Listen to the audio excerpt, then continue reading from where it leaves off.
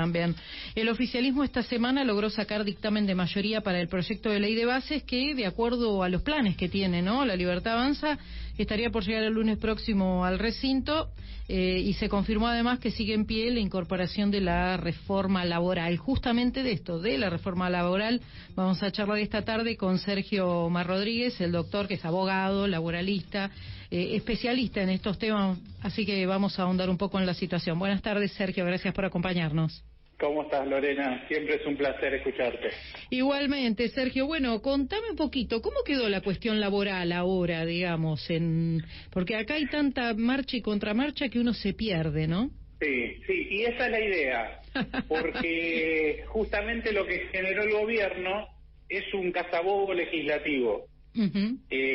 Básicamente implica en haberte metido una reforma obscena por DNU, negociar algo mediático intermedio y después volver a cambiar esa reforma que hubo del proyecto del radicalismo con algunas cuestiones centrales que estaban dentro del plan original del gobierno. Porque este es un plan propio, ¿no?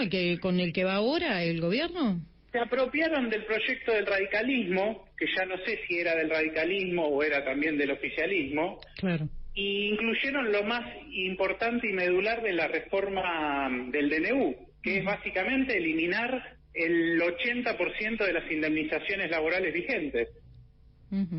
Entonces es un tema muy complicado porque se redujo en cantidad, pero no en calidad la reforma. Para darte una idea. Es decir, la afinaron, digamos, la achicaron, pero la parte nociva, de acuerdo a tu mirada, sigue estando. Claro, es como si vos estuvieras tratando a un paciente y en vez de quitarle la materia grasa, le quitaste todos los nutrientes. Bueno, eso hicieron con la reforma laboral.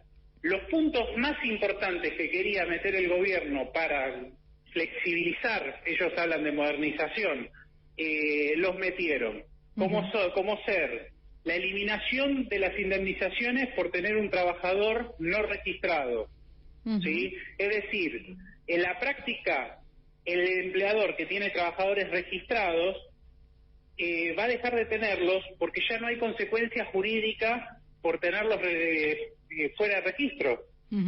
O sea que si uno tiene un trabajador que no está registrado, no va a tener que pagar nada, digamos. Exactamente. Y bueno, yo los venía escuchando y digo, esta temática del empleo registrado, la problemática vigente, se va a empeorar con esta metodología. ¿Y esto está relacionado, perdón, Sergio, esto está relacionado con el tema que se eliminan todas las multas? Se eliminan todas las multas por trabajo no registrado, a diferencia del proyecto del radicalismo que promovía una atenuación de las multas. Claro, porque uno lo primero que piensa es por qué eso tendería a fomentar el empleo, ¿no? Digamos, lo primero que a uno se le ocurre es, si ya no hay multas, digamos, ¿por qué fomentaría el empleo? Porque el gobierno se empeña en sostener un argumento dogmático de que a mayor liberación de normativa de todo tipo, los empresarios o los empleadores van a ser más libres y van a salir a contratar más. Bueno, en la práctica está estudiado de que es al revés. ¿Por qué? Porque el que tiene registrados a sus trabajadores y ve que no hay consecuencia jurídica de tenerlos no registrados, automáticamente deja de pagar cargas sociales y contribuciones. Claro. O sea, va a haber una catarata de renuncias de dudosa procedencia, porque los empleadores le van a decir a los trabajadores, mirá, cayeron las ventas, o renunciás y te paso sin registro o fundimos. O sea, es muy muy crudo eso. Claro, claro. También metieron el reemplazo de la indemnización por antigüedad por un fondo de cese nacional. Lo único que se dieron es que en vez de ser compulsivo, como era en el DNU, es optativo. ¿Sí? ¿Y esto cómo funcionaría, Sergio? Si no hay indemnización, ¿cómo funciona este fondo? Por ejemplo, te doy empleados de comercio. El sindicato se pliega por negociación colectiva con las cámaras empresariales a hacer el fondo de cese. Bueno, el empleador pasa a tener que contratar un seguro, tiene que aportar 8% por mes del sueldo bruto, en concepto de póliza, más los gastos, y el día que decide despedir al trabajador, en vez de pagar la indemnización por antigüedad, como era conocida en el 245, lo que hace es activar el seguro. Esto rompe con el esquema del principio de continuidad de la relación laboral, porque ya no hay efecto de persuasión para evitar el despido. Por decirte un ejemplo, vos me contratás, Lorena, trabajamos durante 5 años, un día yo te miro mal, te cayó mal esa situación, me despedís y activás el seguro. Claro.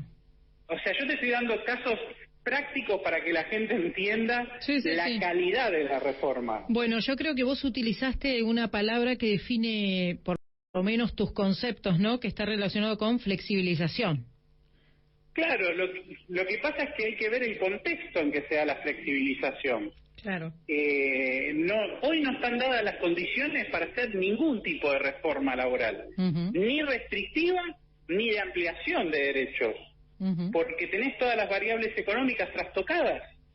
Entonces, todo esto va a ser impracticable porque encima las empresas van a terminar fundiendo porque se van a cebar con la implementación de esta norma y los abogados vamos a plantear la inconstitucionalidad de estas normas. ¿Y qué pasó con el DNU?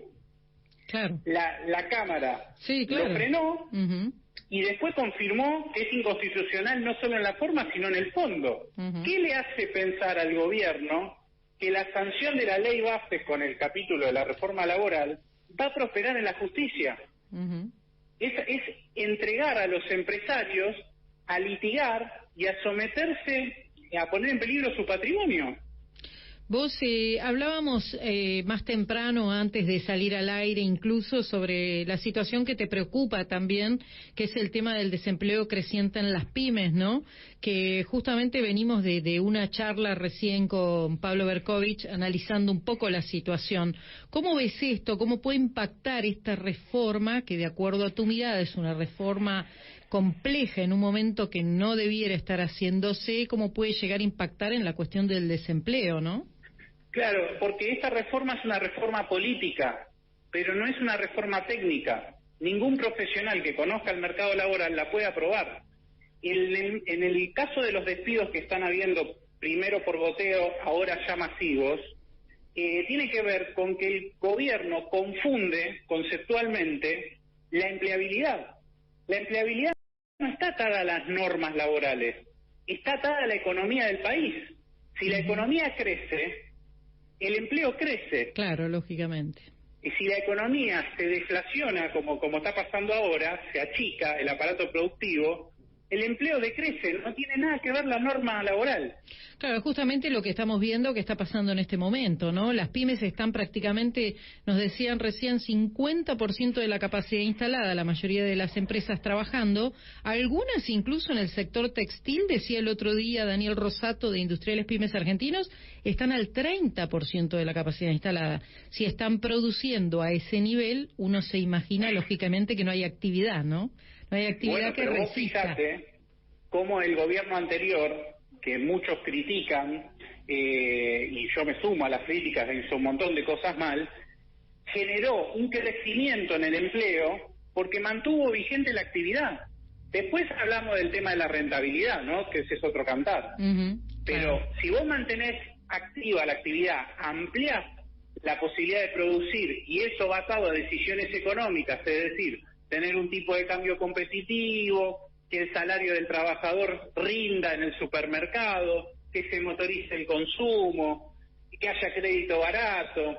Esas cuestiones que hoy no están arriba de la mesa, lo que hacen es que el empresario, por el aumento de los impuestos y el aumento del costo de producción y la baja de ventas, tenga que despedir. ¿Qué tiene que ver la ley laboral si es la misma que estaba en el gobierno anterior?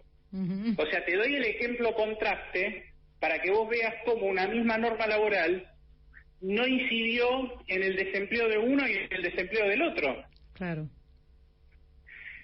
Son cuestiones que son técnicas, y hay veces que la gente no entiende que no están atadas a lo que nosotros conseguimos en el día a día.